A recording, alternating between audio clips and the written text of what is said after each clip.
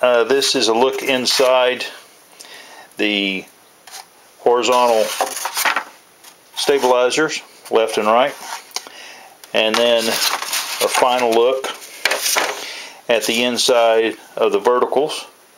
Now, a couple of things. Number one, the foam spar is standing straight up, and my servo mount is actually epoxied in the side here already.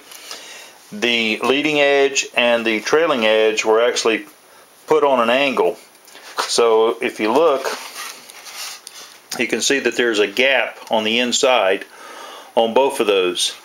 And what that's going to do is it's going to help the foam to take the airfoil shape that I want in the fin. And lastly, I have already epoxied in the gussets for the foam to meet the carbon fiber. And so what will happen is I'll glue this one up, but then you can also see that I have a second set that will actually be put on after the pieces are joined. I'm using 30-minute epoxy. And a couple of things about this glue up here. First off, the leading edge, which is here, is supported with a piece of balsa, and then the trailing edge is also supported with the same size balsa. So in a sense, what I've done is elevated the vertical fin off of the table, and then I came back and shimmed, putting the a piece of material underneath, because I wanted to weight the spar, and by putting weight on the spar, I'm pushing the surface down into the table, and I can control of the airfoil by the distance between the surface here now and the table. So in a sense, what I'm doing is I'm ensuring that I will build a true airfoil. Okay, what I'm doing here is we're going to be gluing the spar in such a way that it is 90 degrees of the vertical fin.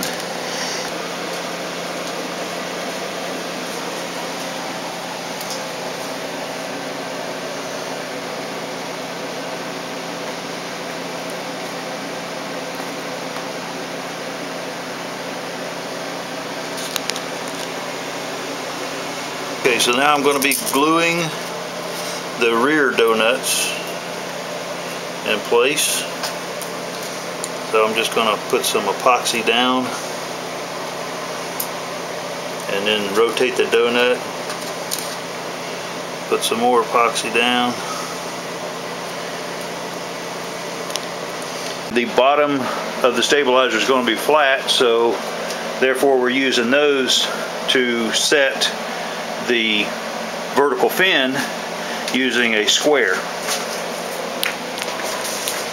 Something real simple that actually should ensure a very accurate setup with the vertical fin and horizontal stabilizer.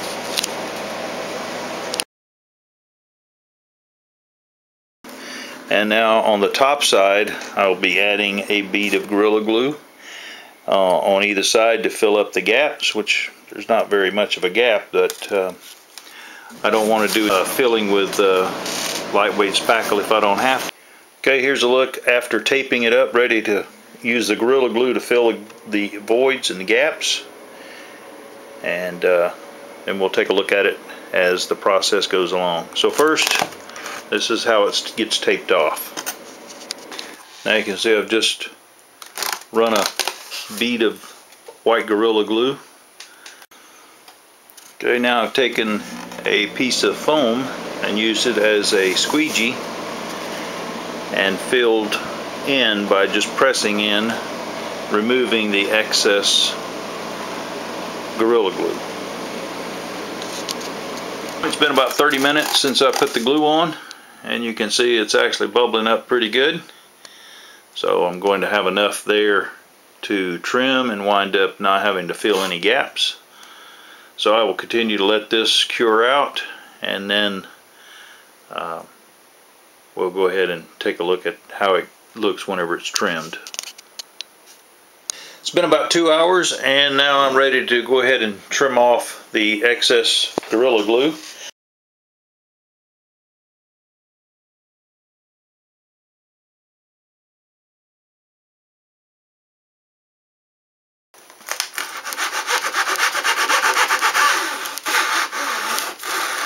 Now you can see the glue starting to fall away.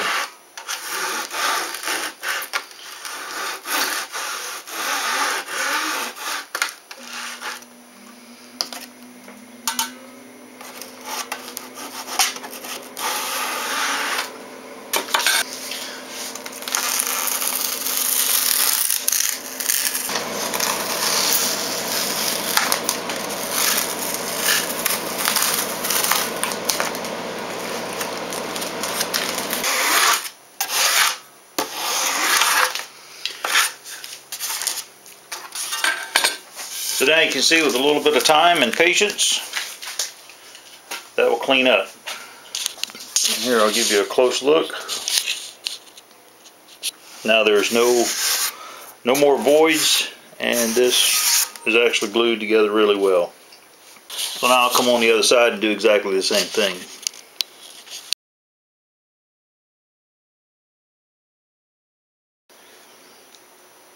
Now, after removing the tape, here you can see the results of using the Gorilla Glue to fill in the gap.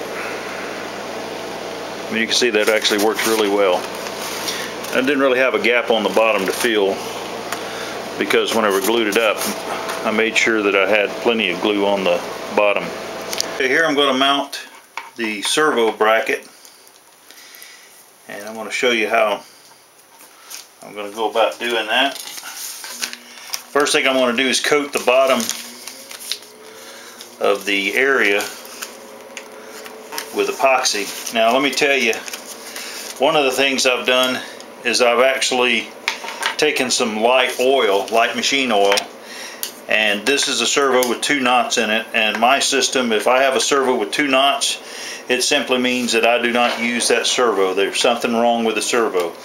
So it's good to have one laying around the shop. That way, if you need to trial fit something or check the size, you've got it.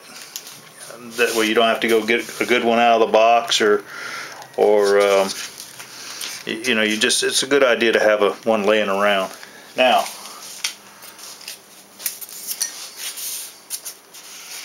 here I'm just going to make a squeegee, if you will. Just something I can spread the epoxy with, because I want this to be really thin.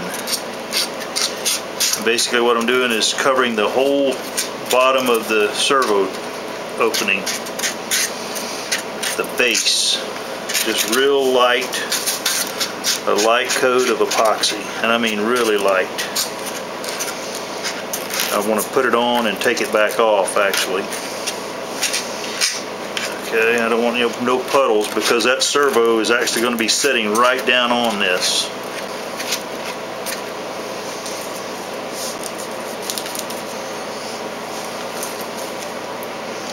Now what I'm going to do is put a thin coat